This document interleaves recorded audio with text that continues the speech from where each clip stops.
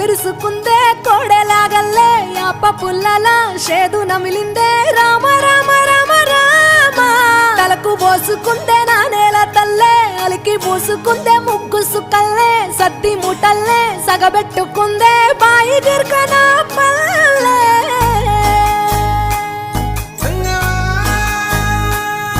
ఏ తెల్ల తెల్లని పాలధారలల్ల పల్లె తెల్లారుతుంటదిరా గుళ్ళోని గంటలు కాడెట్ల మెడలోన జంటగా మోగుతూ ఉంటాయిరా